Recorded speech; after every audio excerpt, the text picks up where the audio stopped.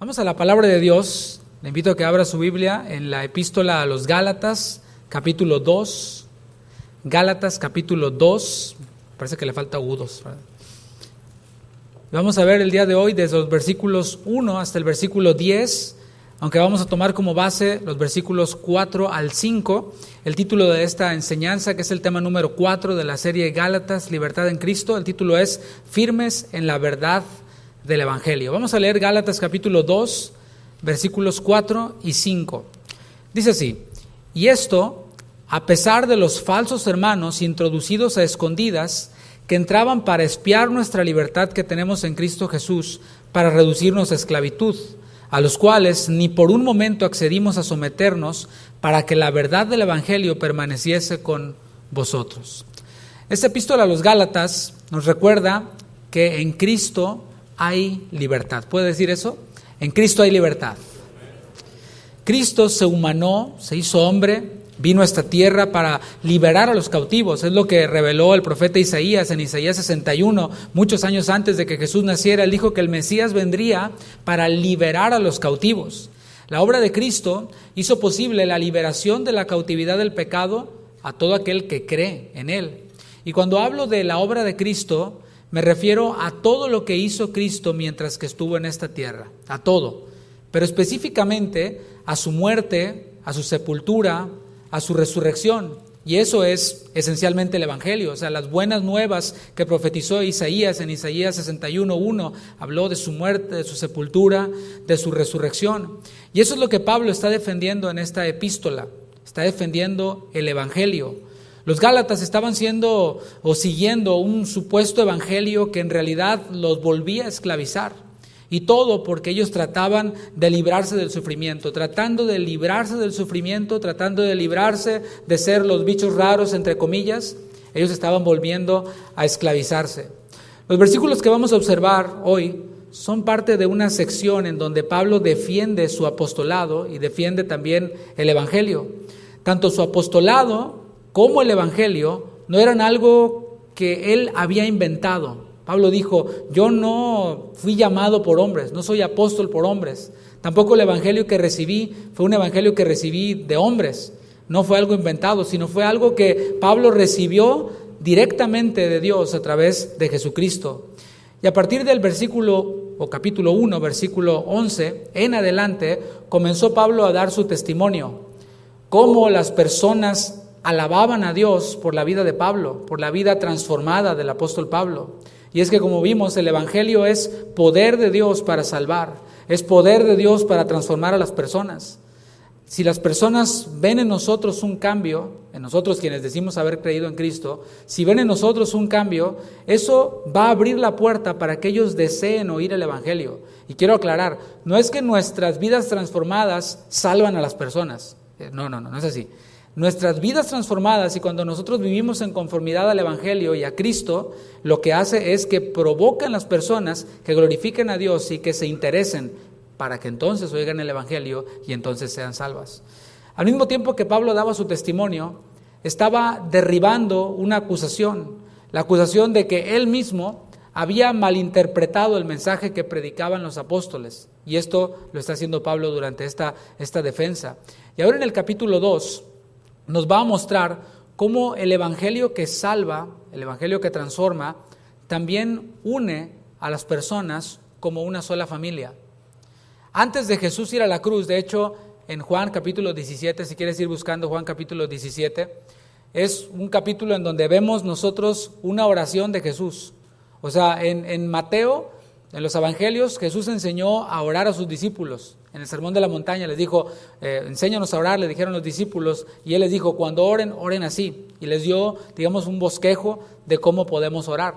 Pero en Juan 17 nosotros vemos a Jesús mismo orando. Nos metemos allí a la cámara en donde Jesús estaba orando y podemos escuchar sus palabras. Juan 17. Y ahí en esta oración el Señor Jesús expresó este deseo de unidad, el cual fue posible cuando Él completó su obra salvadora.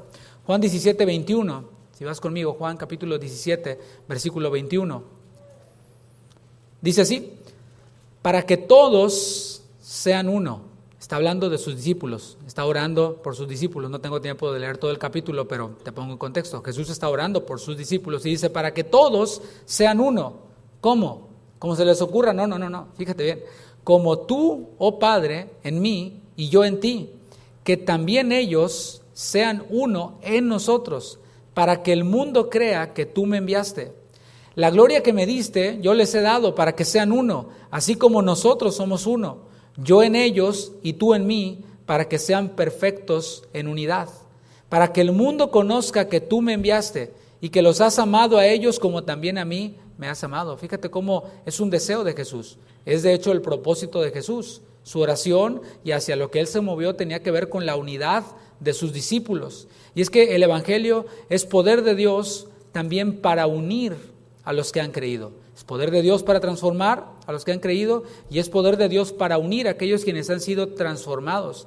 Y es importante esto porque no hay distinciones, no hay distinción de raza, no hay distinción social, no hay distinción entre hombre y mujer.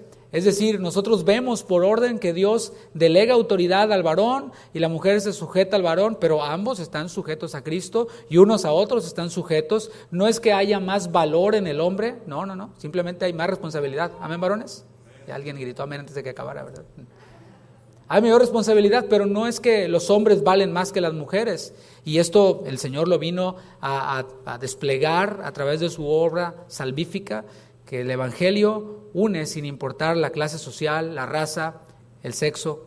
El Señor Jesús hizo posible que las divisiones se rompan. ¿Para qué? Para formar una sola familia. Cuando hablo de divisiones, estoy hablando de, en el tiempo de Jesús, habían dos grandes grupos. Estaban los judíos y estaban los gentiles. O sea, todos los no judíos ahí entraban en ese cajón, ¿no? Como los gentiles. Y estaban divididos estos dos grupos de manera religiosa, ceremonial. Pero el Señor vino a unir a estos dos grupos como una gran familia. Los que hemos sido alcanzados por el Evangelio, ahora somos parte de esta gran familia. Y cuando digo los que hemos creído, me refiero a bautistas, metodistas, presbiterianos, pentecostales. Todos somos parte de una gran familia, sin importar la denominación, sin importar el idioma que hablamos. Aquí enfrente de nosotros, unos cuantos pasos, se reúnen y están predicando en inglés. Y son hasta de un color distinto al nuestro, ¿cierto? Y cantan muy diferente a nosotros y hacen las cosas muy diferentes a nosotros, se visten diferente a nosotros, pero son nuestros hermanos en Cristo. ¿Cuántos dicen amén? Ahora, ¿qué hace una familia cuando un miembro de la familia está en necesidad? Estoy hablando de una familia normal, ¿no? Pues obviamente lo ayudan. Cuando un miembro de la familia está en necesidad, la familia ayuda a este miembro de la familia que está en necesidad. De forma natural, nosotros le damos prioridad a nuestra familia sobre quienes no lo son. O sea, no estoy diciendo que está mal ayudar a quienes no son de nuestra familia, pero si tienes 10 pesos y tu hermano en la sangre tiene necesidad, ¿a quién le vas a dar los 10 pesos? ¿A tu hermano o al señor que está en la esquina pidiendo? Pues obviamente a tu hermano, ¿no? Es simple sentido común. Bueno, lo mismo ocurre en nuestra familia espiritual. De hecho, me voy a adelantar, ahí en Gálatas, en el capítulo 6, no me pude aguantar y dije, me voy a adelantar. Gálatas capítulo 6, para que veas cómo la palabra de Dios nos transmite este principio de ayudar a los de la familia de la fe, darles prioridad a ellos, no está mal, sino es parte de. Dice Gálatas 6, versículo 10. Así que, según tengamos oportunidad, hagamos bien a todos, ¿te fijas? Ahí está, a todos. Sean creyentes, no creyentes, sean conocidos, no conocidos, según tengamos oportunidad. Pero fíjate cómo enfatiza en la última parte del versículo, dice, y mayormente a los de la familia de la fe. En el original nos comunica la idea de dar como prioridad. Por ejemplo, si tú perteneces a una iglesia local, pues obviamente a quien tienes más cerca es el que está a un lado, el que es de tu propia congregación. Eso mismo estaba ocurriendo con la joven familia de Dios, allí la nueva iglesia que estaba siendo fundada, esta nueva familia. Los hermanos de Judea estaban pasando por una crisis económica, ya de por sí, porque se habían trasladado de muchos lugares y habían llegado allí a Jerusalén. Muchos habían dejado sus trabajos, habían perdido muchas cosas con tal de estar allí, congregados, y estaban en necesidad. Esto era una realidad. Sin embargo, o a pesar de esto, quiero decir, iba a haber una sequía. Es decir, los que estaban en crisis iban a pasar por otra crisis todavía más de manera general. y esto les iba a pegar muy duro a los hermanos en Judea.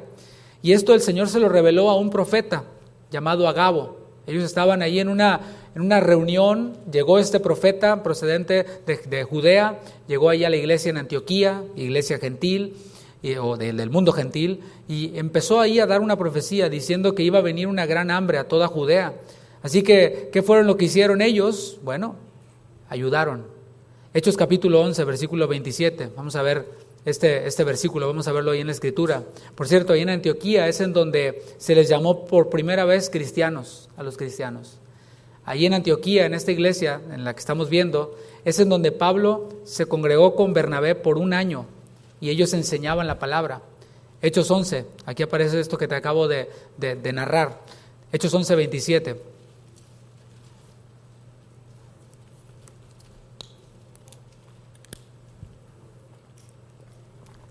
En aquellos días, unos profetas descendieron de Jerusalén a Antioquía, y levantándose uno de ellos, llamado Agabo, daba a entender por el Espíritu que vendría una gran hambre en toda la tierra habitada, la cual sucedió en tiempo de Claudio. O sea, afirma ahí Lucas, el autor de los Hechos, que se cumplió la profecía. ¿Qué hicieron los discípulos? Versículo 29. Entonces los discípulos, cada uno conforme a lo que tenía, o sea, no hizo un pacto, ni una promesa, ni puso en un sobrecito promesa de fe. No. ¿Qué dice? De acuerdo a lo que tenía, conforme a lo que tenía. Determinaron enviar socorro a los hermanos que habitaban en Judea, lo cual en efecto hicieron, enviándolo a los ancianos por mano de Bernabé y de Saulo. Ahí está el apóstol Pablo ya. Ahora regresemos a Gálatas capítulo 2, en donde estamos, porque es a esta visita, de la que acabamos de leer, a Jerusalén, a la que se está refiriendo Pablo aquí en Gálatas capítulo 2, Gálatas 2:1. Dice, después, pasados 14 años, dentro de la narración que viene contando, dice Pablo, subí otra vez a Jerusalén con Bernabé, llevando también conmigo a Tito. Aquí nos da un detalle más. Pero subí según una revelación. ¿Cuál es esta revelación? La que tuvo Agabo, allí, en ese momento de oración, en donde Agabo dice la palabra que daba a entender por el Espíritu que vendría una gran hambre a toda Judea. Esto fue lo que impulsó a Pablo, lo que movilizó a Pablo con Bernabé, y ahora nos dice que iba Tito también para llegar allá a Jerusalén. En Hechos mencionó a Pablo y a Bernabé, pero aquí, como vimos, introduce a un acompañante más, que es Tito, quien más adelante fue pastor. Dice la segunda parte del versículo 2, y para no correr o haber corrido en vano, expuse en privado a los que tenían cierta reputación el evangelio que predico entre los gentiles. Aquí menciona entonces una reunión privada, ¿te fijas? Dice expuse en privado. Es una reunión privada con los de reputación. ¿Quiénes son los de reputación? Obviamente son los dirigentes de la iglesia en Jerusalén. Jacobo, el medio hermano de Jesús, fue quien tomó cierto liderazgo, un liderazgo principal en la iglesia en Jerusalén. Y en esta reunión privada, además de que Pablo les expuso la necesidad y el propósito de su visita, les dijo, hey, estoy colectando para los de Judea, también les contó sobre el mensaje que él había recibido, o sea, cómo ignorar a Saulo, que había sido transformado por el Señor. Y cuéntanos, Saulo, ¿qué pasó? Cada miércoles yo trato de preguntarles a los pastores, pastoras que nos comparten, ¿cómo te convertiste? Y les impulso para que nos den su testimonio, ¿no?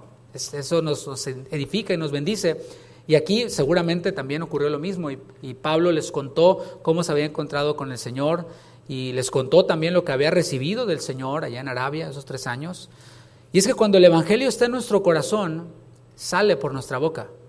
¿De qué está lleno nuestro corazón? Pues de eso va a hablar de nuestra boca. Y se lo contamos a todo el que se nos atraviesa. ¿No te has topado ya con personas de que otra vez vas a hablar de Dios? ¿Tú no puedes hablar de otra cosa? Ok, trataré. Y tratas, ¿no? Pero te sale el evangelio, porque es lo que hay en tu corazón. La coincidencia de lo que enseñaba Pablo con lo que enseñaban los dirigentes en Jerusalén como evangelio es algo que debe de llamarnos la atención. O sea, piénsalo, estamos muchos años atrás.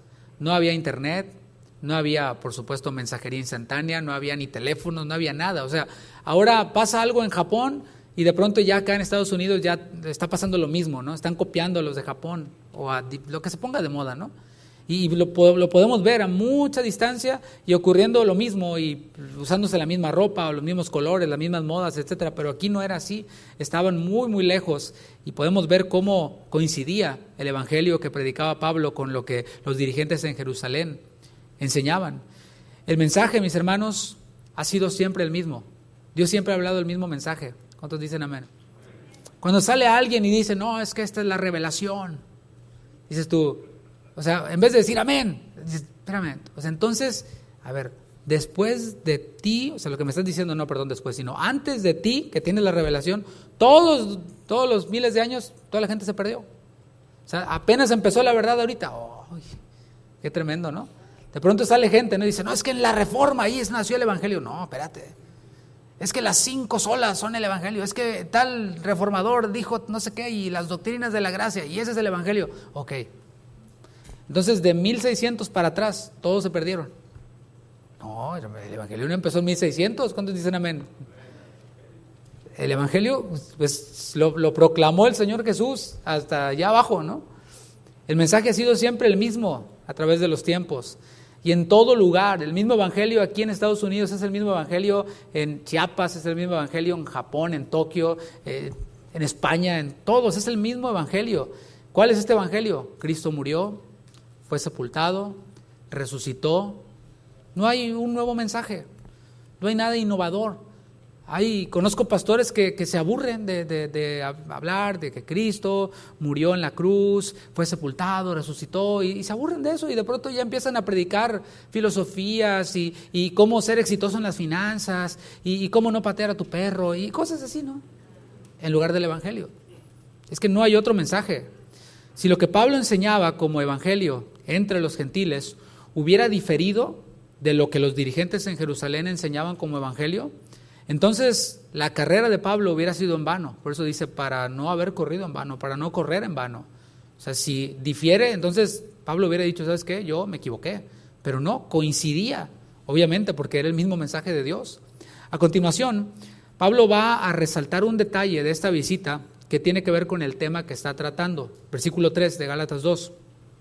Dice, mas ni aun Tito, que estaba conmigo, con todo y ser griego, fue obligado a circuncidarse. Ni Tito fue obligado a circuncidarse. Y es relevante aquí la mención nuevamente de Tito. Aquí dice él que Tito era un creyente griego, es decir, él provenía del mundo gentil completamente. O sea, él no tenía nada que ver con el judaísmo, no tenía nada que ver con la circuncisión. Para él todo esto era algo nuevo en todos los sentidos. Los dirigentes en Jerusalén en esta visita, cuando apareció Tito allí con ellos, junto con Pablo, no obligaron a Tito a circuncidarse. ¿Te fijas esta palabra? Con todo y ser griego fue obligado a circuncidarse. Ni con todo fue obligado a circuncidarse. Esta palabra aquí para obligar se tradujo del griego anankazo y denota una constricción sobre, o sea, ante una necesidad. Se puede entender de una forma que no es maliciosa.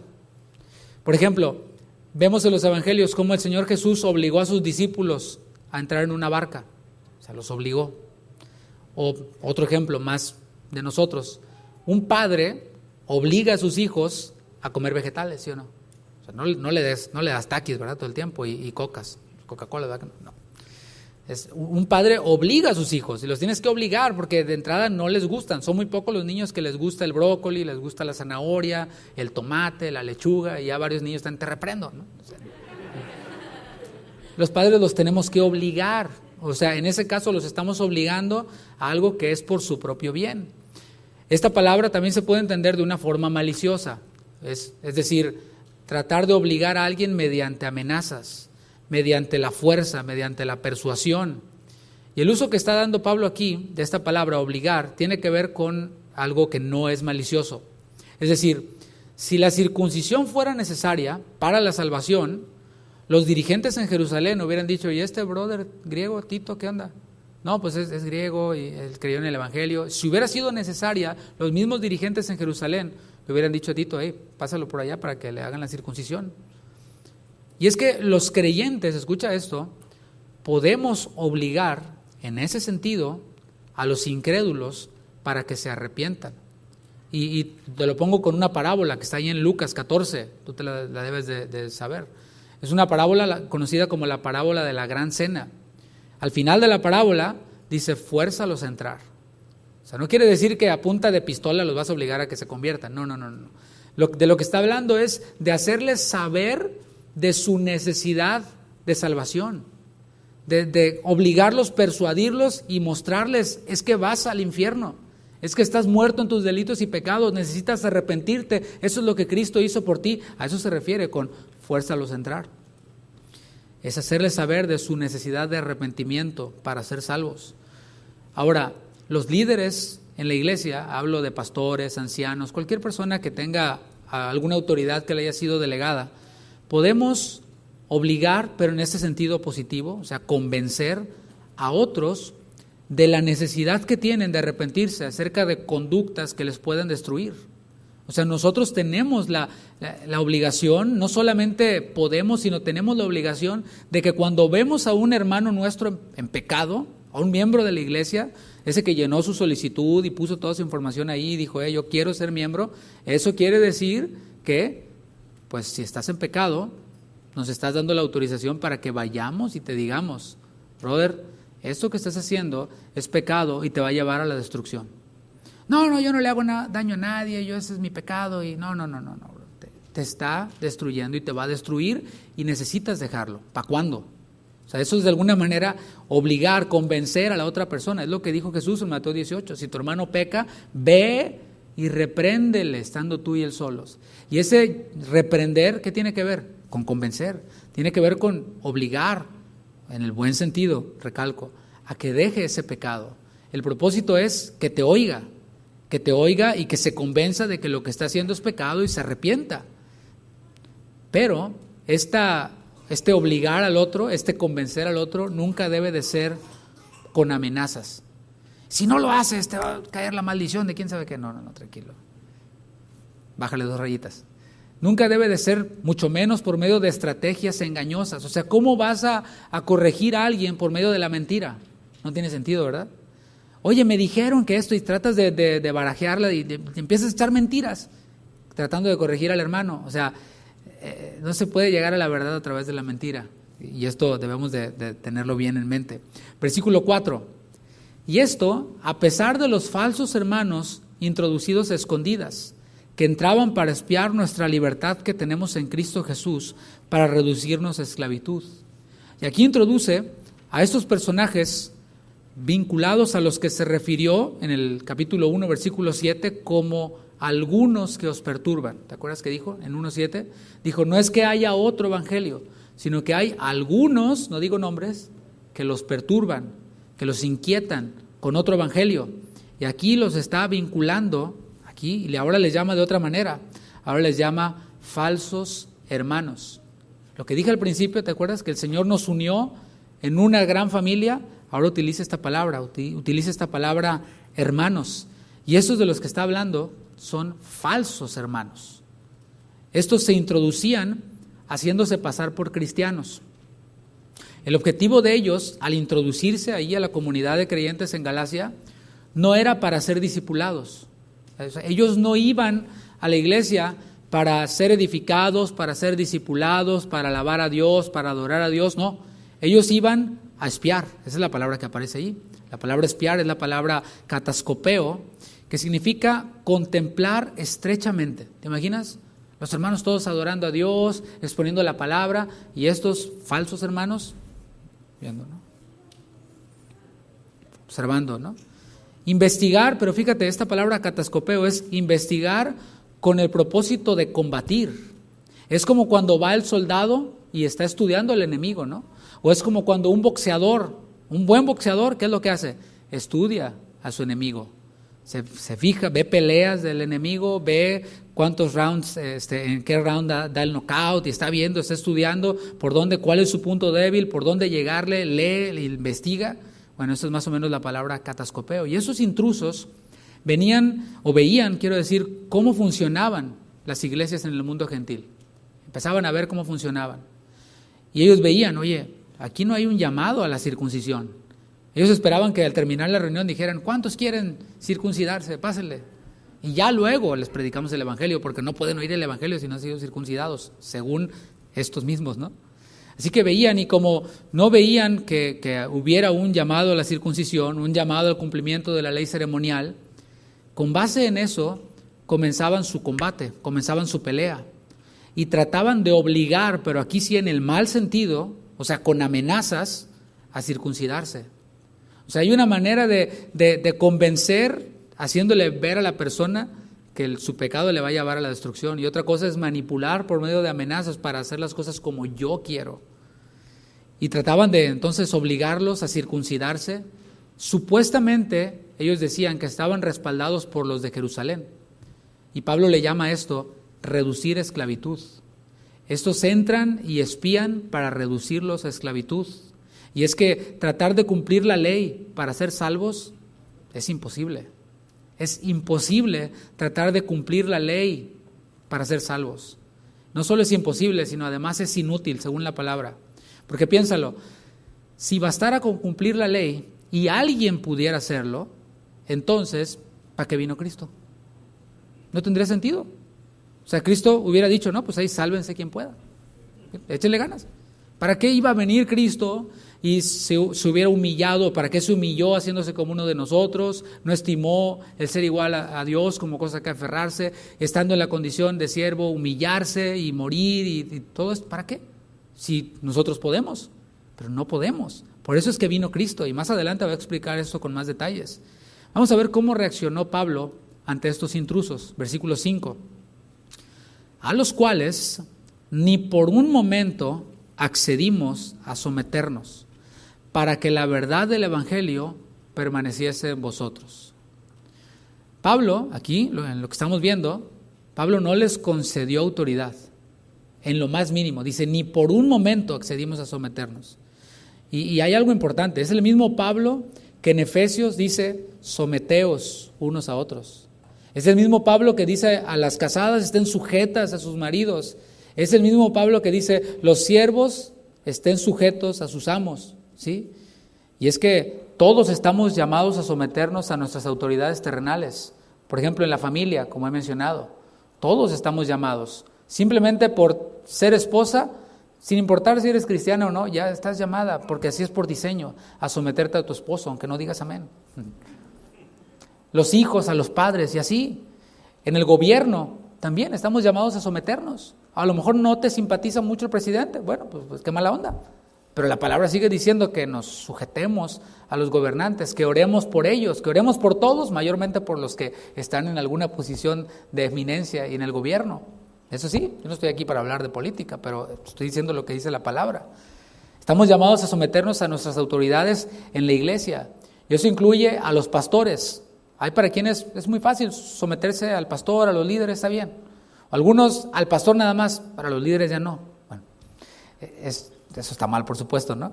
Incluye a los pastores, pero ¿sabes qué? Incluso a los hermanos en Cristo hemos de someternos. O sea, si un hermano te exhorta tratando de convencerte de tu pecado, ¿qué has de hacer? Has de someterte.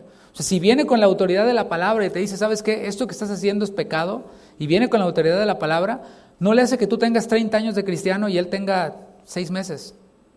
No importa, te tienes que someter a la palabra. Sin embargo, la sumisión tiene un límite. El límite es en el temor de Dios. Someteos unos a otros en el temor de Dios. Es lo que dice Efesios 5:21. Cuando lo que se nos manda implica ofender a Dios, cuando lo que se nos manda implica desobedecer la palabra de Dios, cuando lo que se nos manda implica pecar, para que me entiendas, decirlo más claramente, allí, como dice Hechos 5:29, es necesario obedecer a Dios antes que a los hombres. O sea, sí, nos sometemos, pero cuando lo que se nos manda ya transgrede la palabra, ya ofende a Dios, entonces es necesario obedecer primeramente a Dios antes que a los hombres.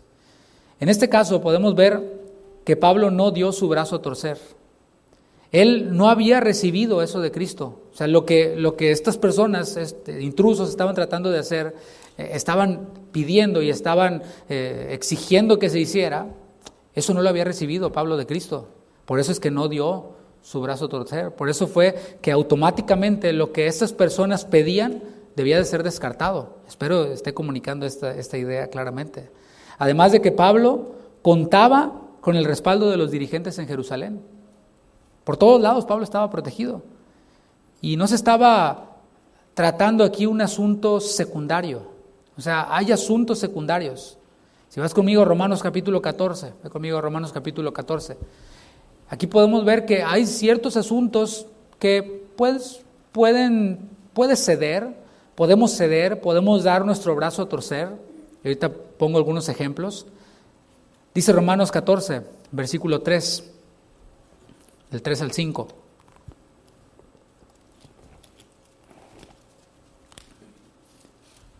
Dice, el que come no menosprecia al que no come. Está hablando el tema es lo sacrificado a los ídolos. Y el que no come, no juzgue al que come, porque Dios le ha recibido. ¿Tú quién eres que juzgas al criado ajeno? O sea, el otro, el que come o el que no come, no es tu criado, es criado del Señor. Para su propio Señor está en pie o cae, pero estará firme porque poderoso es el Señor para hacerle estar firme. Uno hace diferencia entre día y día, otro juzga iguales todos los días.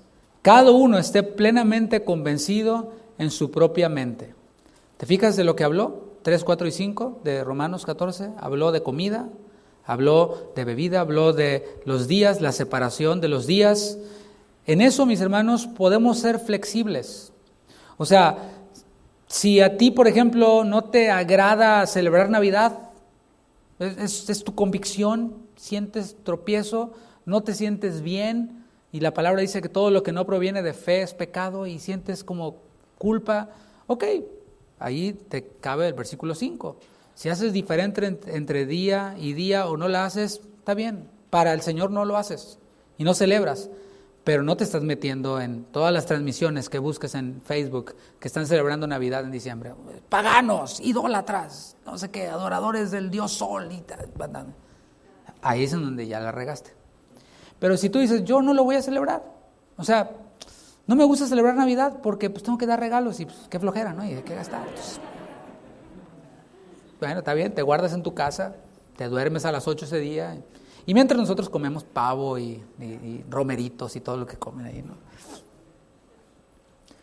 Y así podría poner muchos más ejemplos, ¿no? En el tema de lo que tiene que ver con, hablando como cuerpo de Cristo, como gran familia, decía que hay algunos hermanos de otras denominaciones que también son nuestros hermanos y que alaban a Dios así, ni una maraquita, así nomás el himnario y cantan y bueno, gloria a Dios. La verdad, yo no sé si aguantaría mucho en una iglesia así, porque yo soy bien, me encanta la música, ¿no? Pero pues para ellos está bien, está perfecto. Ellos a lo mejor quizás no podrían aguantar aquí ni 5 minutos, salen corriendo, pero igual, esto es una cuestión flexible. Por causas del ministerio me ha tocado viajar a muchos lugares y recuerdo la primera vez que yo viajé aquí a Houston, todavía viví en México, yo tenía como 19 años, no le vayan a hacer, o sea, hace poquito. Y recuerdo que la primera iglesia en donde yo prediqué aquí, yo llegué con la música y todo esto, y me tocaba predicar ese día también. Así que yo casi me bajé del carro donde veníamos desde México, y así me bajé a la iglesia y estaba listo. Yo traía una camisa de manga corta, y de cuello, pero de manga corta, de botones. Y yo ya estaba listo, entonces el pastor me llama a la oficina y me dice, hermano, ¿usted es el que va a predicar? Sí, pásale a mi oficina, por favor. Y me dice, mire, nosotros aquí predicamos con corbata. En esta congregación no permitimos que nadie suba a predicar si no tiene puesta una corbata. Entonces yo pensé y dije, pues mi maleta está quién sabe dónde, y creo que ni traigo corbata. Le digo, pastor, pues con mucha pena, pero no traigo, es la verdad, y o sea, sí traigo, pero debe estar por ahí. Me dice, no se preocupe, y me abre un closet ahí dentro de su oficina, y me dice, escoge la que quieras, y la verdad todas estaban bien feitas, ¿no? O sea, no combinaban con mi outfit. Según yo andaba así, y luego una corbata, bueno, pues ya agarré una corbata así de este tamaño, parecía lengua de vaca, con una Biblia así y una cruz así. Y salí a predicar con mi corbata, y bueno, pues en eso podemos ser flexibles, o sea, no nos vamos a poner a pelear de que no, es que legalistas son. Pues yo era el invitado, ¿no? O sea, No funciona así. Hay cosas en las que podemos ser flexibles completamente, podemos ser tolerantes incluso con hermanos que son débiles en la fe, pero cuando el evangelio está siendo atacado, hay que ser firmes. El evangelio no es una corbata, aunque traiga una Biblia en la corbata, ¿no? Cuando el asunto ya se mete con el evangelio, cuando transgrede el evangelio, entonces ahí hay que ser firmes. Dice el versículo 5, en la segunda parte, dice, para que la verdad del evangelio permaneciese con vosotros. O sea, Pablo está diciendo, yo no cedí a estas personas con un propósito, no porque para demostrar de qué cuero salen más correas, no, sino para que la verdad del evangelio permaneciese con los Gálatas y con todos los creyentes que provenían del mundo gentil. En las comunidades de creyentes, porque estamos hablando aquí de personas que se infiltraron para espiar, para contender, para atacar el evangelio.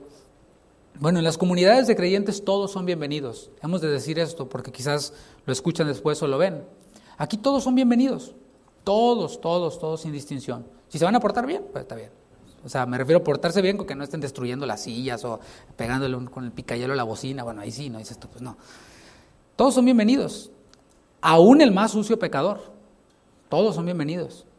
Si un día atraviesa la puerta ahí un trans, bueno, todos son bienvenidos, todos. ¿Por qué? Porque el Señor vino a salvar a los trans y a todos los pecadores, a todos. El objetivo es que se arrepientan, que cuando vienen acá se arrepientan de sus pecados y entonces sean salvos y entonces sean parte de la familia de Dios, obviamente. Van a ser transformados, porque es lo que hace el evangelio, ¿no? Hay personas, mis hermanos, por otro lado, que se hacen pasar por hermanos, pero que tienen otros intereses, ¿sí? Por un lado están los pecadores, como todos, como algún día tú y yo entramos a alguna iglesia cristiana, pero por otro lado hay personas que se hacen pasar por cristianos, pero que traen otros intereses. Por ejemplo, hay quienes vienen a pedir dinero. Los que están ahí en la puerta, los que son mujeres, ya les ha pasado, seguido les pasa, ¿no? Que llega alguien y que les cuenta una historia que no sé, que lo dejó el autobús y que tiene que ir a Luisiana. Todos van para Luisiana, ¿por qué? No sé. Y que no sé qué, y que necesita dinero. Y bueno, total que ya varios hemos sido víctimas ahí, ¿verdad, Juan? Ahí pues les das. Y al rato los vuelves a ver, y pues ¿no que estabas ya en Luisiana? Y hay quienes se meten y llegan a la iglesia con el interés de pedir dinero. Y hasta una vez llegó uno que hasta profetizaba y no sé qué tantas cosas hacía, ¿no? Acá súper hermano según, pero en realidad nomás venía a pedir dinero. Otros van a las iglesias buscando pareja, ¿sí? Van pues buscando, ¿no? Pues, ¿dónde pueden pegar chicle? Hay quienes van a las iglesias a vender cosas. Dicen, ya que se acabe el pastor porque traigo el catálogo aquí y tengo que vender. Otros van a las iglesias a buscar trabajo. Van a hacer compas para después pues pasarse chambitas. Porque pues resulta que está el hermano que le hace la pintura, el que le hace la construcción, y pues ahí a lo mejor me sale un jale, o yo le paso un jale y me gano una lana, y así. Hay personas que van con esos intereses. Bueno, en esas situaciones se debe de corregir pues por el liderazgo, y se debe de ver, se debe de exhortar, y si uno se da cuenta, oye brother, pues como que pues vamos a adorar a Dios, ¿no? ¿Quieres anunciar tu negocio? Pues ponte ahí en Facebook o en estos periódicos que se distribuyen, ¿no? Pero aquí venimos a adorar a Dios y deben de ser corregidas estas cosas con el liderazgo, pero hay situaciones en las que se debe de ser más firme. Cuando los falsos hermanos tratan de pervertir el evangelio de Cristo, allí hay que encarar a los intrusos. Y si no se arrepienten, si no abandonan su conducta, se tiene que exponer públicamente. Dice Romanos capítulo 16, versículo 17, te lo leo. Dice, mas os ruego, hermanos, que os fijéis en los que causan divisiones y tropiezos en contra de la doctrina que vosotros habéis aprendido y que os apartéis de ellos. O sea, es lo que está diciendo la palabra, ¿no? No está hablando de los que vienen con esos otros intereses. Esos asuntos se tratan y se arreglan, no hay problema. Pero aquí está hablando de quiénes, de los que causan divisiones y tropiezos en contra de la doctrina que vosotros habéis aprendido. O sea, si llega alguien de pronto y dice, no, yo traigo una doctrina verdadera y tal y tal. Aquí ya nos ha pasado, aquí nos pasó casi al principio, que alguien empezó precisamente a infiltrarse. Y lo primero que me dijo cuando vi a esta persona, me dijo, me vine sin permiso de mi esposo. Y yo, ándale. O sea, como jactándose, ¿no? Quería que le aplaudieran, ¿no? Ya de ahí, mal, ¿no? Y obviamente tratando traía una doctrina diferente. Y alguien de aquí se dio cuenta porque fue a una de las reuniones que venía aquí a juntar gente y llevársela para allá. Y alguien de aquí estuvo en una de esas reuniones y casi rasga sus vestiduras. Y dice, ¿cómo es posible? Y dice esta persona que cuenta con la aprobación de aquí, del liderazgo de Casa de Oración Houston. Pues igual, así exactamente. Nosotros venimos de Jerusalén y traían una nueva revelación. Bueno, allí el asunto se debe de confrontar, pues, con la persona, y si no cambia, exponerse públicamente. Lo vimos en Romanos 16, 17. Después de este paréntesis en el que narró lo que ocurrió con Tito, Pablo retoma la narración de esta reunión privada con los dirigentes de Jerusalén. Vamos a ver el versículo 6, ya de aquí en adelante vamos a ir un poco más fluido. Gálatas 2:6 dice así: pero de los que tenían reputación de ser algo, lo que hayan sido en otro tiempo, nada me importa. Dios no hace acepción de personas. A mí pues, los de reputación, nada nuevo me comunicaron. Para entender esta porción, lo voy a leer en la Nueva Traducción Viviente, versículo 6, para explicarlo y entenderlo mejor. Dice: los líderes de la iglesia no tenían nada que agregar a lo que yo predicaba. Dicho sea de paso, su fama de grandes líderes a mí no me afectó para nada, porque Dios no tiene favoritos. O sea, aquí al hablar de los de reputación, acuérdate, se está refiriendo no a los intrusos, a los falsos hermanos judaizantes, no. Se está refiriendo a los dirigentes de la iglesia en Jerusalén. Esos dirigentes de la iglesia en Jerusalén tuvieron parte en la fundación de la iglesia. Ahí estuvo Pedro, ahí estuvo Juan, ahí estuvo Jacobo. Y por esa razón, porque como esos fueron parte de la fundación, algunos creyentes les daban un valor superior. Esa, mis hermanos, es la tendencia natural, pero es equivocada. Aquí lo estamos viendo en la palabra. Dice, Dios no tiene favoritos. Y esto nosotros lo vemos. Hasta la fecha hay quienes les otorgan pues una autoridad casi, canónica.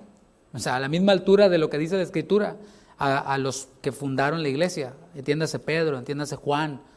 Y los elevan a un lugar en donde pues, ni ellos mismos hubieran permitido que ocurriera. ¿Qué ocurrió con Pablo? Cuando trataban de quemarles ahí animales y ofrendas, y nosotros somos hombres iguales a ustedes. Y esto ocurre hasta ahora, es algo natural pero equivocado. Ellos eran presa fácil de que los idolatraran, los fundadores de la iglesia.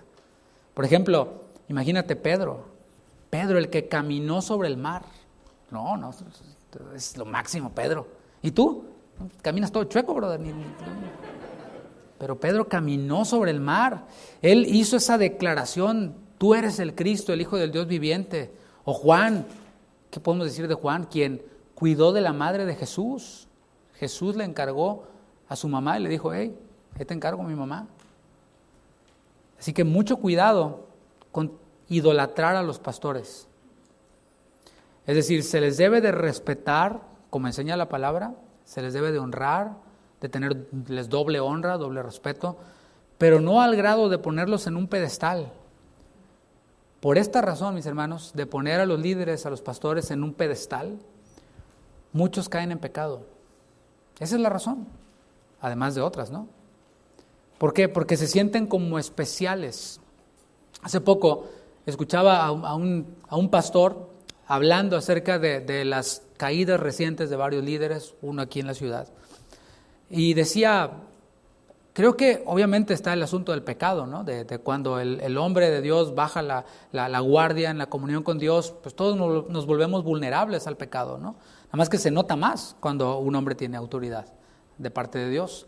Pero este pastor decía, lo que pasa es que nosotros como pastores a veces tenemos ciertos, vamos a llamarles privilegios, que a veces son por cuestión de funcionamiento, de un mejor funcionamiento. ¿Por qué, por ejemplo, el pastor tiene un estacionamiento más cerca de la puerta? Bueno, porque pues, llega primero que todos. ¿Sí? ¿Quiere ganarme? Pues llegue primero. El viernes yo llego como a las 5:30, ahí si quiere, ahí se lo dejo.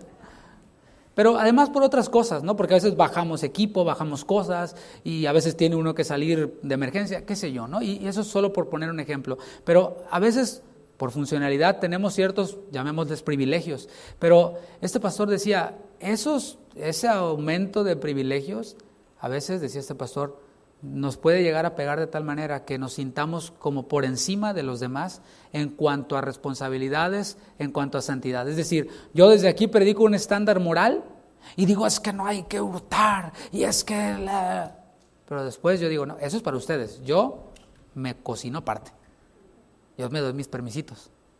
Esto viene en gran parte, mis hermanos, no estoy asumiéndole o atribuyéndole, quiero decir, toda la responsabilidad a las ovejas, pero a veces las ovejas pues les dan ese lugar a los pastores y los pastores pues a quién le dan pan que llore, ¿no? Y no estoy diciendo que esté correcto. Caen en pecado porque se sienten como especiales. Y hemos aprendido a través de la serie de los discípulos que el Señor no llamó a estos 12 porque fueran algo especial, ¿no? Para nada, ya los estudiamos a cada uno, ¿no? Ellos eran gente como tú, gente como yo. Por eso es oportuno este otro paréntesis de Pablo, en donde dice, Dios no hace acepción de personas. Dios no tiene favoritos. Eso déjalo para los del mundo. No, es que Dios me tiene bien chiflado. Bueno, dices tú, okay, pues no tiene el Espíritu Santo. O sea, ¿qué más puede decir? Pero eso que no se nombra entre nosotros. Dios me tiene bien chiflado. Bueno, Dios no tiene favoritos. Eso dices tú, pero la palabra dice, Dios no tiene favoritos.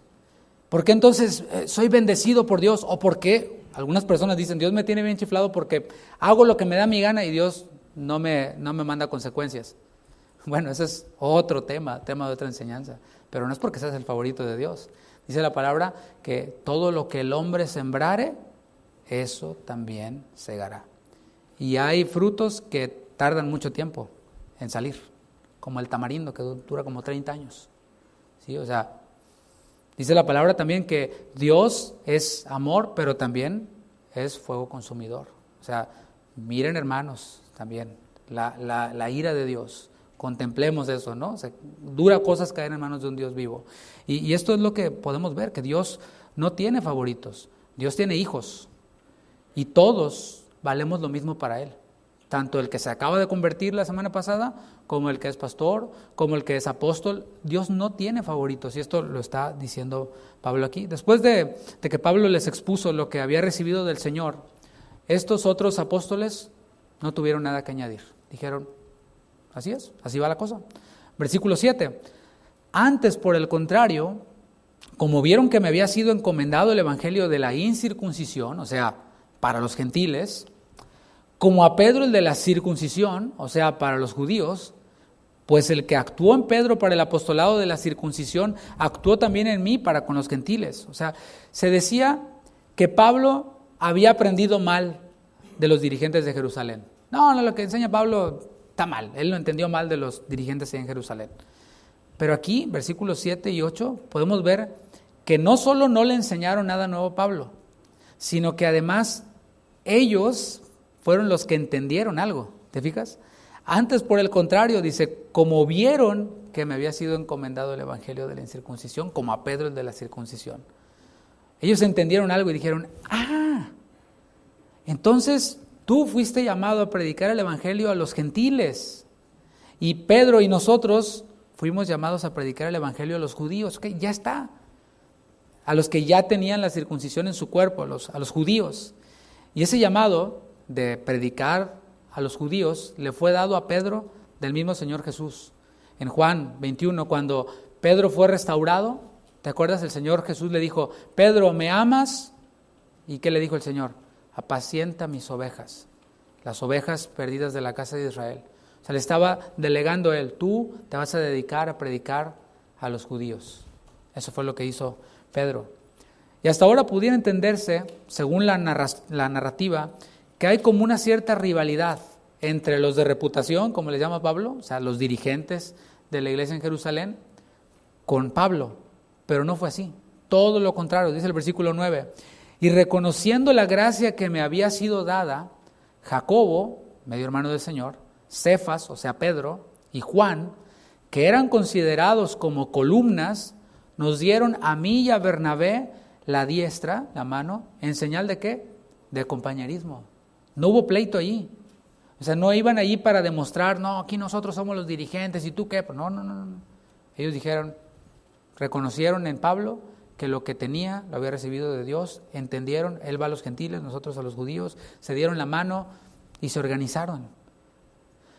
Y dice, para que nosotros fuésemos a los gentiles y ellos a la circuncisión. Aquí podemos ver la base del compañerismo cristiano. Espero se pueda ver así en un big picture. O sea, por un lado están estos falsos hermanos que están tratando de imponer algo que contradice el Evangelio. Con ellos, dice Pablo, no accedimos ni por un momento para que la verdad del Evangelio permaneciese en vosotros. Por otro lado están aquí los de reputación, los dirigentes de la iglesia en Jerusalén, con Pablo, y allí que dice Pablo, se dan la mano, como siervos de Dios. Y simplemente se organizan y dicen, tú vas a ir para allá, a ti te dijo Dios que va para allá, a nosotros nos dijo que vayamos para acá, adelante. Y es que dentro de la iglesia local también, cada uno desarrollamos diferentes funciones, cada uno. Pero mis hermanos, lo que nos une es el Evangelio, no debemos de olvidar eso. Lo que nos une es el Evangelio. Hemos de funcionar en unidad, porque fue hacia eso, hacia lo que Jesús apuntó, por lo que oró. Es decir, apoyarnos unos a otros, orar los unos por los otros, facilitarnos el trabajo los unos a los otros. Y hablo aquí, ahora sí me estoy hablando y aquí en la iglesia local, entre los miembros, entre los que servimos también, entre todos, facilitarnos el trabajo. No, esta botella de agua es de mi ministerio y no me la toquen. O sea, hemos de facilitarnos el trabajo, orar los unos por los otros, o cosas como, es que mi ministerio es mejor que el tuyo. Ay, mis hermanos, eso, gracias a Dios, no pasa entre nosotros, pero es medicina preventiva, ¿no? O sea, para que no vaya a ocurrir. Y esto es en la iglesia local. Ahora, en la iglesia universal, o sea, donde estamos todos los creyentes, no nada más nosotros, sino todos. Hay muchos otros cristianos además de nosotros, ¿sabían eso? Tal vez, como dije, no adoren como nosotros, tal vez no se vistan como nosotros, pero si han creído en el Evangelio, hablo de la doctrina esencial, son nuestros hermanos. Y podemos tener compañerismo con ellos, sin ningún problema. Obviamente usando el discernimiento espiritual. No tú tratando de imponerle, no, es que nuestra iglesia sí es buena porque él recibió el Evangelio, oyó el Evangelio. A lo mejor no hacen las cosas ahí en su iglesia como a ti te gusta o a mí, pero si ha creído en el Evangelio, ahí está bien. No necesita que te lo lleves de su iglesia para traértelo acá. No estamos tratando de importar problemas para otros lados, no. Así como Dios te habló a ti, Dios me habló a mí para estar aquí, déjalos que Dios les hable a ellos, o que no les hable y que se queden donde están. ¿Amén? ¿Está bien? Entonces, como decía, son ellos nuestros hermanos, podemos tener comunión con ellos dentro de los parámetros normales. Cuando, si llegamos a ver, obviamente, que hay un hablar mal de tu propia iglesia, entonces, ¿sabes qué dices tú? Pues, ¿para qué? O tú hablando mal, o sea, para nada. Podemos ver también la organización para realizar este llamado específico. O sea, estamos viendo aquí a hombres de Dios poniéndose de acuerdo, no para demostrar quién es mejor, sino se están poniendo de acuerdo para ponerse a trabajar. O sea, ¿te fijas cómo la reunión tuvo un propósito y fue productivo dentro del plan de Dios? O sea, a mí no me interesa, honestamente, hermanos, y lo digo en buena onda, no me interesa sentarme 1 hora, 2 horas en una cafetería para hablar con alguien acerca de si la salvación se pierde o no se pierde, y ponerme ahí de pleito, de pique y demostrar y sacar mi Biblia. Ni él me va a convencer a mí, ni yo lo voy a convencer a él. Y perdimos 2 horas del tiempo. Ni me hablen. O sea, quienes me conocen saben, o sea, yo no voy a perder el tiempo en eso. Se puede aprovechar el tiempo en otras cosas mejor. Ahora, si nos vamos a poner de acuerdo para un proyecto, para el reino de Dios, para que la iglesia avance, para que la iglesia crezca, o me vas a enseñar una canción que compusiste y le vamos a hacer un arreglo, qué sé yo, y si puedo, con mucho gusto, porque sabes que va a edificar a la iglesia. Entonces, es ahí en donde debemos de diferenciar nosotros esto. Estamos viendo aquí a ellos organizándose para realizar el llamado que cada uno tiene.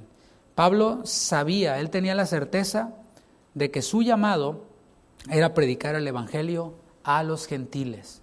¿Sabes? Se requiere de comunión con Dios, se requiere de oración y se requiere de trabajo para saber específicamente en dónde Dios nos quiere funcionando. Se requiere de eso. O sea, no nos va a caer del cielo así como, mira, esas nubes en el cielo que dicen, dice que yo tengo el don de lenguas. No. O sea, es sobre la marcha. Pablo no paró. Después de esos 3 años en Arabia, lo vemos enseñando en Antioquía, lo vemos, o más bien en Tarso, y luego en Antioquía, y luego llevando la ofrenda. O sea, pasaron muchos años para que Pablo fuera apóstol y recibiera y empezara a funcionar en lo que Dios le había dicho. Pero en el tiempo, en el ínter, estuvo ocupado.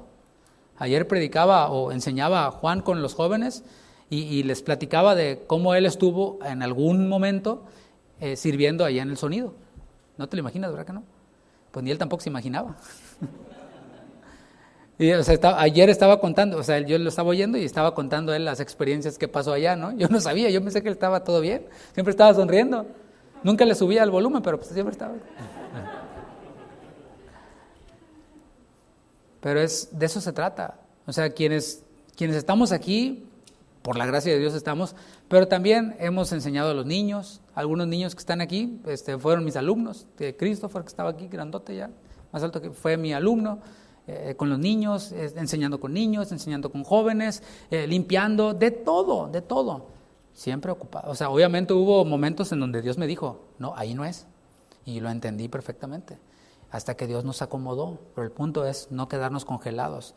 Yo te pregunto, ¿conoces específicamente a qué te llamó el Señor? No me respondas. Respóndetelo a ti mismo. Y también respóndele al Señor. Y dile, bueno, Señor, muéstrame, pero empieza en algo. El encuentro con los dirigentes de Jerusalén concluyó con una petición hacia Pablo, dice el versículo 10. Solamente nos pidieron que nos acordásemos de los pobres, lo cual también procuré con diligencia hacer. Recordemos que Pablo llegó a Jerusalén con un proyecto y era colectar dinero, fondos para los hermanos de Judea. Así llegó. Y esto era una muestra de unidad que coincidía con la voluntad de Dios, que coincidía con la oración de Jesús. Y los dirigentes en Jerusalén dijeron, todo bien, se pusieron de acuerdo, se dieron la diestra, escucharon el proyecto de llevar fondos a los de Judea, aportaron y le dijeron, hey, no dejes de hacer esto. Dice, solo nos pidieron que nos acordásemos de los pobres. En el original da la idea de continuar haciéndolo. O sea, está bien lo que estás haciendo, Pablo. Síguelo haciendo. Y a eso Pablo sí se sometió y lo hizo con diligencia. ¿Te fijas? Hay momentos en donde no, ni así voy a ceder. Si transgrede el evangelio, ni así. Pero si coincide con la voluntad de Dios, los dirigentes le dicen, no dejes de hacerlo. Él dice, sí, Señor. Dice, y procuré hacerlo, y dice, con diligencia. Y mis hermanos, quienes estudiaron ya el libro de los Hechos aquí, hace algún tiempo, saben que Pablo ocupó gran parte de su ministerio. De hecho, casi todo su ministerio estuvo incluido el colectar fondos para llevarlos a los hermanos judíos. Para concluir, mis hermanos, la resurrección de Jesús crucificado es la realidad inamovible. ¿Cuál es la realidad inamovible? La resurrección de Jesús crucificado. Esas no son cosas negociables, esos no son asuntos de opinión. Allí eso es inamovible. Y en ella hemos de permanecer firmes, así sin movernos ni tantito. Ay, es que tal predicador. Bye. Yo de aquí no me muevo. Cierto predicador dijo, no, este capítulo de la Biblia es espurio, así dijo. O sea, es falso, para que me entiendas. Le quiere arrancar un capítulo de la Biblia. Bueno, felicidades. Yo aquí me quedo. De aquí no me muevo. Y a lo mejor usted escucha sus predicaciones. Si quiere, yo le digo quién es, pero offline. Es no movernos de allí. Solo el Evangelio nos salvó, solo el Evangelio nos transformó y solo el Evangelio nos une a quienes han creído en él. El discípulo, el creyente, está unido a otros. O sea, es fe, transformación, unidad con aquellos quienes han creído en Cristo también. Cristo, mis hermanos, murió por nuestros pecados y Él sigue ofreciendo salvación. Y me gustaría finalizar pidiéndole que se ponga de pie y haciendo un llamado por si hay alguien aquí quien el día de hoy ha escuchado el Evangelio y está siendo movido a arrepentimiento y decide moverse y venir a Cristo en fe. El Señor sigue ofreciendo salvación, ¿sabes? Hay cosas que no cambian. Y mientras que el Señor no venga, Él sigue llamando. Todos los que estén sedientos, vengan y beban. Todos los que tienen hambre, vengan y compren sin dinero. El Señor sigue llamando y sigue ofreciendo salvación. Así que yo te invito a que vengas a Él. Él puede transformar tu vida. Quizás lo que te ha traído aquí o lo que atrajo tu atención para escuchar esto o ver esta transmisión o video fue algún problema en tu vida. Bueno, sabes, el Señor ha venido para solucionar el problema más grande, que es la eternidad. Una eternidad sin Él. Él vino a solucionar eso. Pero sabes, aquellos a quienes Él salva, el Señor los transforma. Sus vidas vienen a ser distintas. Y dijo el apóstol Pablo también aquí en Gálatas, que vino a salvarnos del presente siglo malo. Así que el Señor promete eso y Él puede transformar tu vida. Y obviamente al transformar tu vida, transformar tu matrimonio, transformar todo tu entorno. Y aquí estamos muchas personas quienes hemos experimentado esta transformación. De un antes de Cristo y un después de Cristo. El Evangelio llegó a nuestras vidas, hablo de mi familia, hace 10 años, 11 años. Y mi esposa y yo platicamos y decimos, gloria a Dios. En estos 11 años que han pasado, ¿dónde estaríamos si el Evangelio no nos hubiera transformado? ¿Sabes? Es lo que hace el Señor. Transformó a Pablo, a un perseguidor. Él puede transformarte a ti, no importa lo que seas. Solamente ven a Cristo y pídele perdón por tus pecados. Y el Señor dice que el que viene a Él, Él no le echa fuera. Gracias, Señor, por tu palabra. Queremos mantenernos firmes en la verdad del Evangelio, sabiendo, Padre, que si nos desviamos un poquito, podemos en un lapso de tiempo estar completamente desviados como lo estaban los Gálatas, oyendo otro evangelio, sucumbiendo ante la tentación de no tener que sufrir, de no tener que padecer, de no ser incómodos, de no ser raros. Pero sabemos, Señor, que nosotros somos distintos a los de este mundo. Sabemos que somos peregrinos y extranjeros. Sabemos, Señor, que tenemos una morada en el cielo, pues en la casa del Padre muchas moradas hay. Y hoy, Señor, tú sigues extendiendo este llamado, sigues extendiendo esta invitación. Gracias, Señor, por tu amor, por tu bondad, por tu misericordia, y porque a través de esta enseñanza también traes a nosotros este recordatorio de que hemos de mantenernos firmes en el Evangelio. Gracias, Señor. Gracias por tu palabra. Gracias por este tiempo. Gracias por cada uno de mis hermanos. Oramos, Señor, por quienes están enfermos, por quienes están pasando por alguna crisis también. Te pedimos, Señor, que obres en sus vidas. Te pedimos que obres en sus cuerpos. Aquellos quienes están en algún momento difícil, que puedas restaurarles y que puedas levantarles, Señor. En el nombre de Jesús, te pedimos todo esto, Señor. Amén. Amén. Gracias, Señor. Voy a dar un aplauso al Señor.